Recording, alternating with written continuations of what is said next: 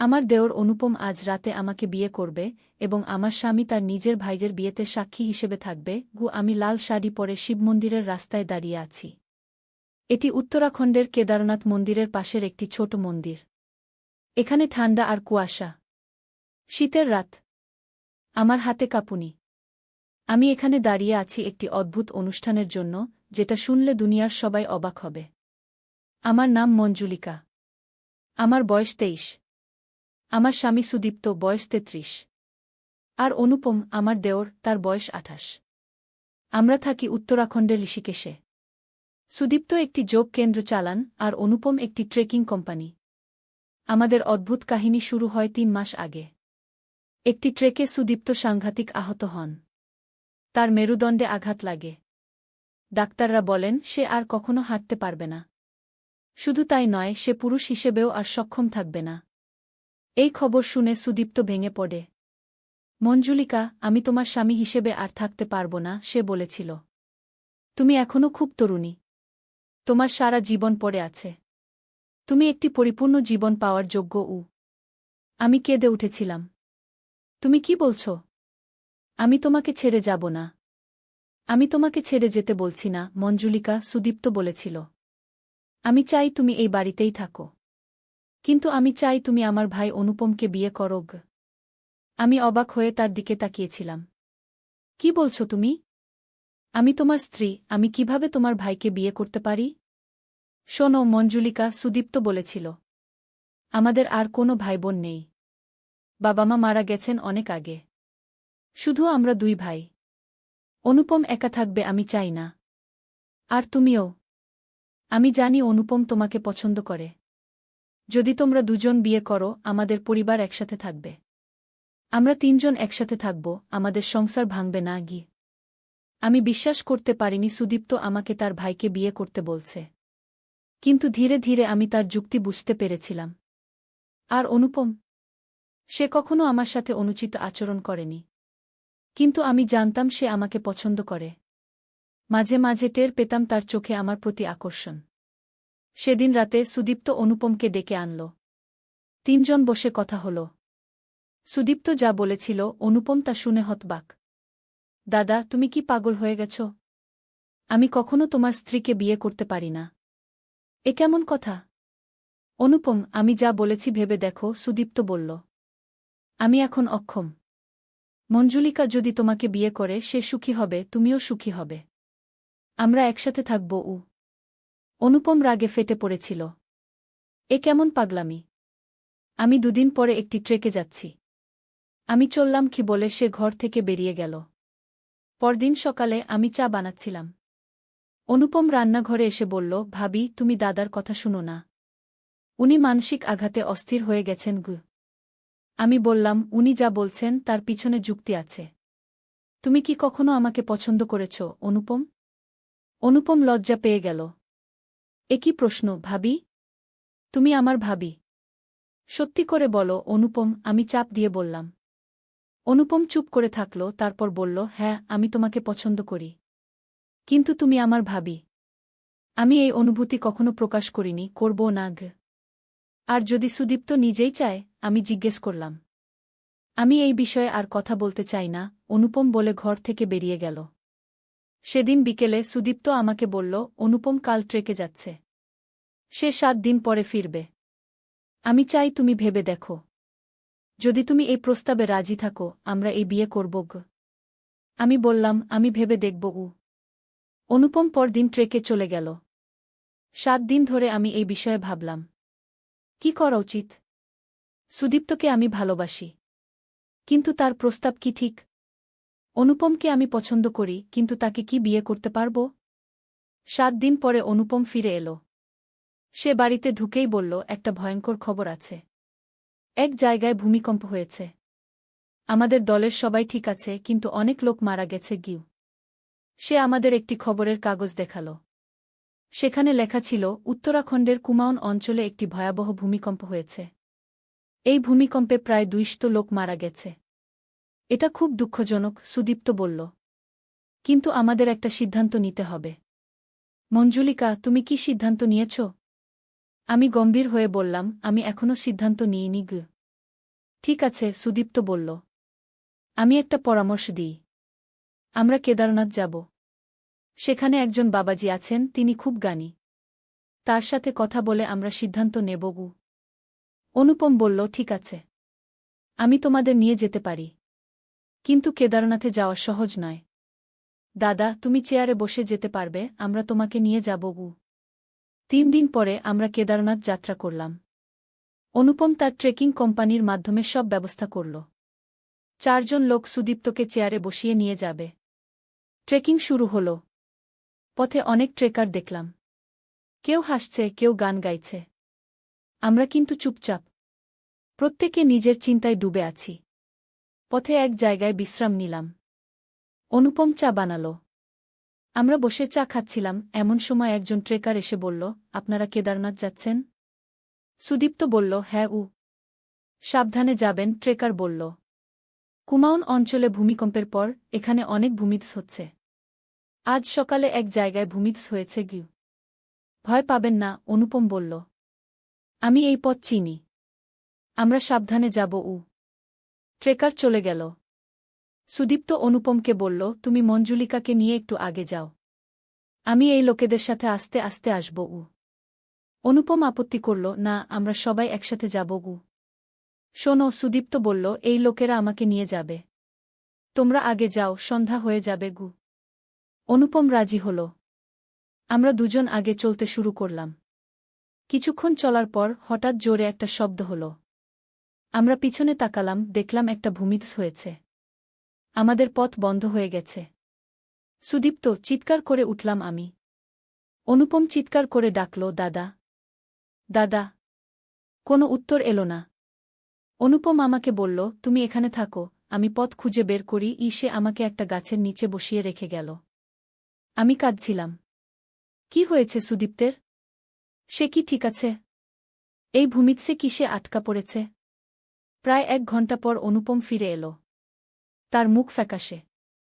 আমি ওদিকে যেতে পারিনি, সে বলল। পথ পুরো বন্ধ হয়ে গেছে গিউ। সুদীপ্ত, আমি জিজ্ঞেস করলাম। আমি জানি না, অনুপম বলল। আমি সাহায্য আনতে যাচ্ছি। তুমি এখানে থাকো গু। সে চলে গেল। আমি একা বসে রইলাম। সন্ধ্যা হয়ে এলো। ঠান্ডা বাড়তে লাগল। আমি কাঁপছিলাম। সুদীপ্তের জন্য আমার হৃদয় কাঁদছিল। সে কি ঠিক আছে? প্রায় 2 ঘণ্টা পর অনুপম কিছু লোক নিয়ে ফিরে এলো। তারা একটা অস্থায়ী ক্যাম্প করল। রাতে আমরা এখানে থাকব, অনুপম বলল। সকালে উদ্ধারকারী দল আসবে। আমি জিজ্ঞেস করলাম, সুদীপ্তের কোনো খবর? অনুপম মাথা নাড়ল। এখনো না। আমি আশা করি সে ঠিক আছে গিউ। সেই রাতে আমি ঘুমাতে পারিনি। অনুপমও না। আমরা একটা আগুনের পাশে বসেছিলাম। আমি ভয় পাচ্ছি, আমি বললাম। অনুপম আমার হাত ধরল। ঘাবড়াবে না, মঞ্জুলিকা। আমরা দাদাকে খুঁজে বের করব। পরদিন সকালে উদ্ধারকারী দল এলো। তারা ভূমিধসের জায়গায় গেল। আমরা অপেক্ষা করতে লাগলাম। দুপুরের দিকে তারা ফিরে এলো। একজন আমার কাছে এসে বলল, আপনার স্বামী সুদীপ্ত? আমি মাথা নাড়লাম। হ্যাঁ, তিনি ঠিক আছেন। উদ্ধারকারী দীর্ঘশ্বাস ফেলল। দুঃখিত, আমরা তাকে খুঁজে পাইনি। ভূমিধসে অনেক লোক মারা গেছে। কিছু লাশ পাওয়া গেছে, কিন্তু আপনার স্বামীকে পাইনি গিয়ে। আমি স্তব্ধ হয়ে গেলাম। কি বলছেন আপনি? সুদীপ্ত মারা গেছে? আমরা নিশ্চিত নই, উদ্ধারকারী বলল। তাকে খুঁজে না পাওয়া পর্যন্ত আমরা আশা ছাড়ব না গি। অনুপম আমাকে ধরে রাখল। মঞ্জুলিকা, ধৈর্য ধরো। দাদা হয়তো অন্য কোনো পথে চলে গেছে গি। পরের 3 দিন ধরে উদ্ধারকারীরা খুঁজল। কিন্তু সুদীপ্তকে পাওয়া গেল না। না তার লাশ, না তার কোনো চিহ্ন। চতুর্থ দিনে আমরা ঋষিকেশে ফিরে আসলাম। পুলিশে সুদীপ্তের নিখোঁজ হওয়ার খবর দেওয়া হল। অনুপম সব জায়গায় খোঁজ করল। কিন্তু কোনো ফল হল না। সুদীপ্ত যেন বাতাসে মিলিয়ে গেছে। 1 মাস পরে পুলিশ বলল, আপনার স্বামী সম্ভবত ভূমিধসে মারা গেছেন। আমরা তাকে মৃত ঘোষণা করতে যাচ্ছি। আমি ভেঙে পড়লাম। আমার স্বামী নেই। আমি বিধবা। অনুপম আমাকে সান্ত্বনা দিল। মঞ্জুলিকা, তুমি এখানেই থাকবে। এই বাড়ি তোমারও। আমি বললাম, না অনুপম, আমি এখানে থাকব না। আমি বাবার বাড়ি যাব। না, তুমি যাবে না, অনুপম জোর দিয়ে বলল। দাদা চাইতো তুমি এখানে থাকো গো। পরের কয়েক মাস আমি কাটালাম অসীম দুঃখে। কিন্তু অনুপম আমাকে কখনো একা ছাড়েনি। সে আমাকে সাহস দিয়েছে, আশা দিয়েছে। একদিন অনুপম আমাকে বলল, মঞ্জুলিকা, আমি তোমাকে কিছু বলতে চাই। আমি তোমাকে ভালোবাসি। দাদা চেয়েছিল আমরা বিয়ে করি। তুমি কি এখনো সেই প্রস্তাবে রাজি আছো? আমি অনুপমের দিকে তাকালাম। এই ৮ মাসে সে আমাকে খুব সাহায্য করেছে। ধীরে ধীরে আমিও তাকে পছন্দ করতে শুরু করেছি। কিন্তু তাকে বিয়ে করা? আমি সময় চাই অনুপম, আমি বললাম। নিশ্চয়ই, সে বলল। তোমার যত সময় দরকার নাও। আরও ২ মাস গেল। আমি ভাবলাম, সুদীপ্ত কি চেয়েছিল? সে চেয়েছিল আমি অনুপমকে বিয়ে করি। কেন? কারণ সে আমাদের দুজনকে ভালোবাসত। সে চেয়েছিল আমরা সুখী হই। একদিন আমি অনুপমকে বললাম, আমি রাজি আছি গু। অনুপম আনন্দে আমাকে জড়িয়ে ধরল। তুমি কি নিশ্চিত, মঞ্জুলিকা? হ্যাঁ, আমি বললাম। এটাই সুদীপ্ত চেয়েছিল গু। অনুপম বলল, আমি চাই আমরা কেদারনাথে গিয়ে বিয়ে করি। সেখানে, যেখানে আমরা দাদাকে হারিয়েছি গু। আমি রাজি হলাম। এবং তাই আজ আমি এখানে। একটি ছোট শিব মন্দিরের সামনে। লাল শাড়ি পরে। অনুপমকে বিয়ে করতে। পুরোহিত মন্ত্র পড়ছেন। অনুপম আমার পাশে বসে আছে। কিন্তু আমার মন সুদীপ্তের কথা ভাবছে। সে কি এখন আমাদের দেখছে? সে কি খুশি আমাদের দেখে? হঠাৎ মন্দিরের দরজায় একটি ছায়া দেখা গেল। একজন লোক ভেতরে ঢুকল। তার মুখে দাড়ি, মাথায় লম্বা চুল। সে ধীরে ধীরে আমাদের দিকে এগিয়ে এলো। আমি তাকিয়ে থাকলাম। এই লোকটিকে আমি কোথায় দেখেছি? তার চেহারা আমার কাছে পরিচিত মনে হচ্ছে। লোকটি আমাদের সামনে এসে দাঁড়াল। তোমরা কি বিয়ে করছো? সে জিজ্ঞেস করল। অনুপম বলল, হ্যাঁ। আপনি কে? লোকটি হাসল। তুমি কি আমাকে চিনতে পারছ না, অনুপম? আমি সুদীপ্ত। আমি আর অনুপম হতবাক হয়ে তাকালাম। সুদীপ্ত? এ কি সম্ভব? সে তো ভূমিৎসে মারা গেছে। সুদীপ্ত? আমি অবিশ্বাসে জিজ্ঞেস করলাম। লোকটি আবার হাসল। হ্যাঁ, মঞ্জুলিকা। আমি সুদীপ্ত। তোমার স্বামী গু। অনুপম উঠে দাঁড়াল। দাদা? তুমি বেঁচে আছো? কিন্তু কিভাবে? তুমি কোথায় ছিলে এতদিন? সুদীপ্ত বলল, এক বাবাজি আমাকে উদ্ধার করেছিলেন। আমি আহত ছিলাম, স্মৃতি হারিয়েছিলাম। তিনি আমাকে তার আশ্রমে নিয়ে গিয়েছিলেন। সেখানে তিনি আমার চিকিৎসা করেছেন। আমার স্মৃতি ফিরে এসেছে মাত্র কয়েক সপ্তাহ আগে। আমি তোমাদের খুঁজতে বেরিয়েছি গু। আমি বিশ্বাস করতে পারছিলাম না। সুদীপ্ত বেঁচে আছে। কিন্তু তোমার পা? আমি জিজ্ঞেস করলাম। তুমি তো আর হাঁটতে পারবে না, ডাক্তাররা বলেছিল গু। সুদীপ্ত হাসল। সেই বাবাজির ওষুধে আমার পা ভালো হয়ে গেছে। আমি এখন হাঁটতে পারি। আসলে আমার কোনো সমস্যাই নেই। অনুপম দুঃখিত হয়ে বলল, দাদা, আমরা ভেবেছিলাম তুমি মারা গেছ। আমরা তোমাকে খুঁজে পাইনি গি। আমি জানি, সুদীপ্ত বলল। আমি কোনো দোষ দিচ্ছি না। কিন্তু এখন আমি ফিরে এসেছি। আর দেখছি তোমরা আমার প্রস্তাব মেনে নিয়েছ গু। আমি অপরাধীর মতো মাথা নিচু করলাম। সুদীপ্ত, আমি সুদীপ্ত হাত তুলে আমাকে থামিয়ে দিল। না, মঞ্জুলিকা। তোমাকে দুঃখিত হতে হবে না। আমি খুশি যে তোমরা আমার প্রস্তাব মেনেছ। আমি আশীর্বাদ করতে এসেছি। অনুপম বিভ্রান্ত হয়ে বলল, কি বলছো দাদা? তুমি ফিরে এসেছ? এখন মঞ্জুলিকা তোমার স্ত্রী গু। সুদীপ্ত গম্ভীর হয়ে বলল, না অনুপম। আমি ফিরে এসেছি, কিন্তু আমি তোমাদের বিয়ে আটকাতে আসিনি। আমি আশীর্বাদ করতে এসেছি। আমি বিশ্বাস করতে পারছিলাম না। সুদীপ্ত ফিরে এসে আমাদের বিয়েতে আশীর্বাদ করতে চায়। কিন্তু কেন? আমি কাঁদতে কাঁদতে জিজ্ঞেস করলাম। সুদীপ্ত আমার কাছে এসে বসল। মঞ্জুলিকা, আমি যা বলেছিলাম সেটা সত্যি। ডাক্তাররা বলেছিল আমি আর পুরুষ হিসেবে সক্ষম থাকব না। সেই বাবাজি আমার পা ভালো করেছেন, কিন্তু সব ঠিক করতে পারেননি। আমি এখনও তোমার স্বামী হিসেবে তোমাকে সুখী করতে পারব না গে। আমি সুদীপ্তের হাত ধরলাম। কিন্তু আমি তোমাকে ভালোবাসি। আমি তোমার স্ত্রী থাকতে চাই। সুদীপ্ত আমার হাত ধরে বলল, আমি জানি মঞ্জুলিকা। আমিও তোমাকে ভালোবাসি। কিন্তু আমি চাই তুমি সুখী হও। অনুপম তোমাকে ভালোবাসে। সে তোমাকে সুখী করবে। আমি তোমাদের আশীর্বাদ করতে চাই। অনুপম কাঁদতে শুরু করল। দাদা, আমি তোমার সাথে এমন করতে পারব না। তুমি বেঁচে আছো, মঞ্জুলিকা তোমার স্ত্রী গো। সুদীপ্ত এবার রাগ করে বলল, শোনো অনুপম, আমি তোমাদের আশীর্বাদ করতে এসেছি। যদি তোমরা আমার আশীর্বাদ চাও, এই বিয়ে করো। না হলে আমি চলে যাব, আর কখনো ফিরে আসব না। পুরোহিত এতক্ষণ নির্বেশুন ছিলেন। এবার তিনি বললেন, মহাশয়, আপনি কি আপনার স্ত্রীকে আপনার ভাইয়ের সাথে বিয়ে দিতে চান?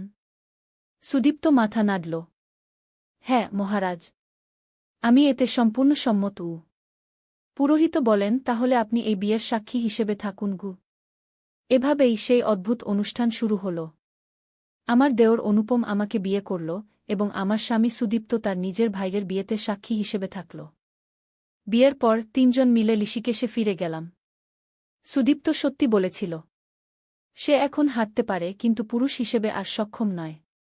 কিন্তু সে সুখী। আমরা 3 জন একসাথে থাকি। সুদীপ্ত আবার তার যোগ কেন্দ্র চালু করেছে। অনুপম তার ট্রেকিং কোম্পানি চালা। আর আমি এখন 2 স্বামী নিয়ে সুখে আছি। কিছুদিন পরে সেই বাবাজিকে খুঁজে বের করলাম, যিনি সুদীপ্তকে বাঁচিয়েছিলেন। তার নাম বাবা কেদারনাথ। তিনি মার্কণ্ডেয়া মন্দিরের পাশে থাকেন। তিনি আমাদের দেখে খুব খুশি হলেন। তোমরা 3 জন একসাথে আছো, এটাই ধর্মের পথ, তিনি বললেন। তোমরা প্রেম ও ত্যাগের উদাহরণ। আমাদের জীবন এখন স্বাভাবিক। লোকেরা আমাদের বিয়ের ব্যাপারে নানা কথা বলে, কিন্তু আমরা পরোয়া করি না। আমরা সুখী। সুদীপ্ত ও অনুপম 2 ভাই একসাথে কাজ করে। আমি বাড়ি সামলাই, আর একটি ছোট দোকান খুলেছি। আমাদের সংসার সুখের। প্রেম অনেক ধরনের হয়। কখনো প্রেম ত্যাগের রূপ নেয়, কখনো সমর্পণের। আমাদের জীবনে প্রেম একটি অদ্ভুত রূপ নিয়েছে। কিন্তু এতে আমরা সকলেই সুখী। একদিন আমি সুদীপ্তকে জিজ্ঞেস করেছিলাম, তুমি কি কখনো অনুতাপ করো? তুমি যে আমাকে অনুপমের সাথে বিয়ে দিয়েছ? সুদীপ্ত হেসেছিল। না মঞ্জুলিকা, আমি তোমাকে ভালোবাসি। আমি অনুপমকেও ভালোবাসি। তোমরা 2 জন সুখী, এটাই আমার জন্য যথেষ্ট। আমাদের জীবন এমনি চলছিল। কিন্তু তখন আমরা জানতাম না, আমাদের জন্য আরও বড় অ্যাডভেঞ্চার অপেক্ষা করছে। কয়েক মাস পরে একদিন বাড়িতে একটি চিঠি এলো। চিঠিতে লেখা ছিল, প্রিয় সুদীপ্ত, অনুপম ও মঞ্জুলিকা, আমি বাবা কেদারনাথ। আমি জানি তোমরা এখন সুখে আছো। কিন্তু আমি তোমাদের সাহায্য চাই। কেদারনাথ মন্দিরের পিছনে একটি গুহা আছে। সেই গুহায় একটি পবিত্র শিবলিঙ্গ আছে। সেই শিবলিঙ্গ নিরাপদ নয়। কিছু লোক সেটি চুরি করতে চায়। তোমরা এসে আমাকে সাহায্য করো। বাবা কেদারনাথ। আমরা 3 জন চিঠি পড়ে অবাক হলাম। সুদীপ্ত বলল, আমরা যেতে হবে। বাবা কেদারনাথ আমার প্রাণ বাঁচিয়েছেন। অনুপম বলল, হ্যাঁ আমরা যাব। কিন্তু এটা বিপজ্জনক হতে পারে কি? আমি বললাম, আমিও যাব। আমরা 3 জন একসাথে যাব। পরদিন আমরা কেদারনাথের উদ্দেশ্যে যাত্রা করলাম। এবার ট্রেক করার সময় আমরা 3 জন পাশাপাশি হেঁটেছি। আমাদের হৃদয়ে উত্তেজনা ও উদ্বেগ মিশেছিল। কি অপেক্ষা করছে আমাদের জন্য? কেন বাবা কেদারনাথ আমাদের ডেকেছেন? যাই হোক, এটা ছিল আমাদের নতুন অ্যাডভেঞ্চারের শুরু। আমাদের জীবন আবার এক নতুন মোড় নিল।